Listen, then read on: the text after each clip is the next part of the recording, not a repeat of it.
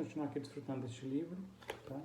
E aqui no capítulo 2, o título é O Chamamento de Deus é Irrevogável. Nós lemos em Romanos, capítulo 11, versículo 29, o seguinte: porque os dons e a vocação de Deus são irrevogáveis. Vocação, aqui neste versículo, significa chamamento. Isso quer dizer que Deus chamou você. E eu queria lhe dizer que Deus ele não comete erros. E Deus também não volta atrás. Deus quer lhe entregar uma incumbência. E a incumbência de Deus na atualidade é gerar frutos. Pregar o Evangelho e alcançar as pessoas. E Ele espera que nós, como servos bons, fiéis e prudentes, possamos alimentar os nossos conservos no devido tempo com a palavra de Deus. Para isso, precisamos de uma forte convicção do nosso chamamento divino. Porque quando vamos praticar essa incumbência, vão surgir situações de sucesso e de fracasso. E diante do fracasso, muitos ministros de Deus acabam desistindo. Por isso, necessidade de termos convicção do nosso chamamento.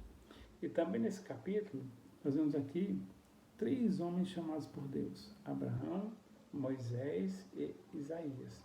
Nós vemos que Abraão ele foi chamado quando ainda estava na Mesopotâmia, na sua terra natal.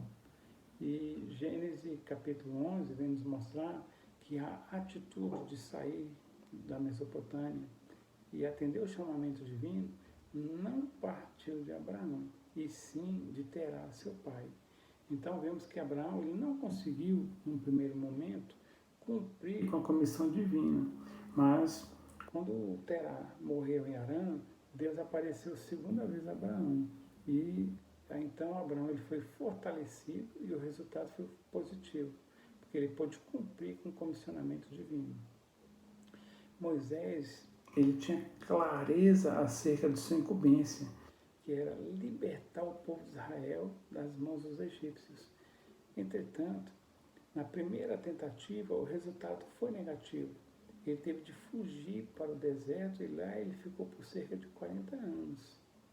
Mas veja só, havia uma necessidade na terra, que era libertar o povo de Deus da opressão do Egito. Por isso, o Senhor apareceu-lhe segunda vez. E agora, Moisés não confiava mais em si mesmo e percebeu que não estaria sozinho, mas que Deus iria com ele. Então, com a assistência e suprimento de Deus, Moisés cumpriu sua missão. Deus também lhe deu 3 sinais. Moisés lançou o bordão no chão e este se tornou uma serpente, mostrando que nós não podemos confiar nas coisas dessa terra, mas sim, única e exclusivamente no Senhor. Deus também pediu para ele colocar a mão no peito, e quando ele tirou, sua mão estava leprosa, nos mostrando que um ministro de Deus, ele precisa conhecer sua própria condição, sua natureza rebelde, suas fraquezas, e assim, conhecendo a própria condição, o ministro de Deus ele não vai julgar ou condenar o próximo. E o terceiro sinal é que ao derramar as águas do rio em terra, essas se tornarem sangue, nos mostrando que o que o mundo oferece é morte, até mesmo as melhores coisas. Em relação a Isaías, ele faz questão de mostrar que Deus apareceu no ano da morte do rei Uzias. Uzias começou a reinar com 16 anos, sob a orientação de Zacarias. E ele fez o que era reto perante o Senhor, e Deus o abençoou e o fez prosperar. Contudo, seu coração se exaltou, e ele cometeu transgressão contra o seu Deus.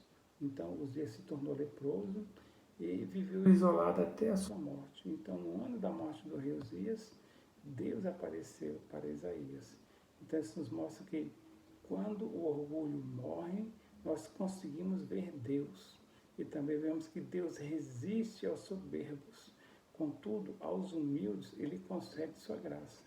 Isaías relata que viu o Senhor e teve uma reação: ai de mim, estou perdido, sou um homem de impuros lábios, vivo no meio de um povo de impuros lábios. Ele ficou ali muito preocupado. E, embora ele fosse profeta e pregasse duras advertências aos povos em iniquidade, ao ver o Senhor, ele sentiu que seus lábios eram impuros. E isso mostra que quando a luz de Deus brilha sobre seus ministros, estes se sentem impuros e veem a necessidade de avançar ainda mais na questão da santidade. Ao reconhecer sua condição de ser purificado, Isaías ouviu a voz do Senhor que dizia: a quem enviarei? Quem há de ir por nós? E teve uma atitude positiva. Ele respondeu: eis-me aqui, envia-me a mim. Amados irmãos, se nós estivermos prontos, o Senhor nos enviará. Um servo de Deus jamais deve ir por conta própria. Ele só pode ir sob o comissionamento de Deus. Aqueles que servem por conta própria são apenas voluntários. E quando não for mais interessante para eles, eles deixam de servir e voltam. Entretanto, os ministros enviados pelo Senhor possuem clareza de seu chamamento irrevogável e só voltarão quando Deus ordená-los voltar. Você, amado irmão, é um enviado de Deus. Não seja um voluntário. Busque o Senhor para que tenha clareza de seu chamamento irrevogável.